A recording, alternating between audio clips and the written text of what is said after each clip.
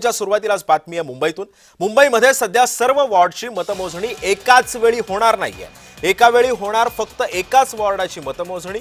निकालासाठी उमेदवारांना आता प्रतीक्षा करावी लागणार आहे आणि तरच निकाल स्पष्ट होण्यासाठी जवळपास मध्यरात्र सुद्धा उलटण्याची शक्यता आहे। राजकीय पक्षांचे प्रतिनिधी आयोगात होणार आहे एक बैठक होणार आहे आणि या बैठकीतून आता या निकालाची नेमकी तारीख काय हे सुद्धा ठरणार आहे।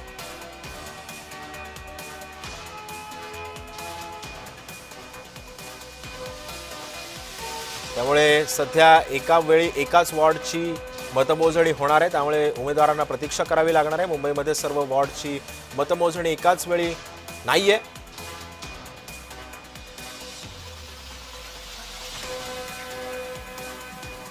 त्यामुळे या निकालासाठी मध्यरात्री सुद्धा प्रतीक्षा करावी लागते असं सुद्धा बोललं जात आहे।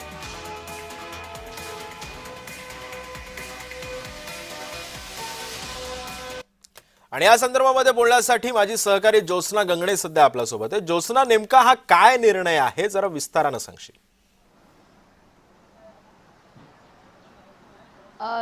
सिद्धेश, आपण बघतोय की महानगरपालिकांच्या आणि खास करून मुंबई महानगरपालिकेच्या निकालाकडे सर्वच राजकीय पक्षांचं जे आहे आणि सर्वच एकूण महाराष्ट्रातल्या तमाम जनतेचं जे आहे ते लक्ष आहे, कारण मुंबई महानगरपालिका ही सर्वात श्रीमंत महानगरपालिका आहे। मात्र अशामध्येच इतक्या वर्षानंतर म्हणजे 2017 नंतर 2026 उजाडला आणि आता निवडणुका होत असताना सुद्धा आता राज्य निवडणूक आयोगाने जे आहे ते एक निर्णय घेतला असला म्हणल्यापेक्षा जे आहे ते अशी त्यांची चर्चा सुरू आहे आणि त्या दृष्टीने त्यांचा राज्य निवडणूक आयोगाचा असा प्रयत्न सुद्धा चालू आहे की निकाल जे आहे म्हणजे एकाच वेळी निकाल जे आहे ते एकाच मतपेटीचे मोजले जाणार आहे। त्यामुळे कुठलीही धांदली किंवा कुठलेही आरोप प्रत्यारोप जे विरोधक करत असतात ते होणार नाही याची दक्षता राज्य निवडणूक आयोगाकडून घेण्यात येणार असल्याची सुद्धा माहिती सूत्रांकडून मिळते। मात्र खरोखरच जर मुंबईतला बघायला गेलं तर एकूण 227 वॉर्ड आहे आणि 227 वॉर्डमध्ये जर एका वेळेस एकाच मतपेटीची म्हणजे एकाच वॉर्डाची मतमोजणी जर सुरू असेल तर 227 वॉर्डची मतमोजणी करण्यासाठी जे आहे ते राज्य निवडणूक आयोगाला नक्कीच जास्तीचा वेळ लागेल। आणि इतकंच नव्हे की राज्य निवडणूक आयोग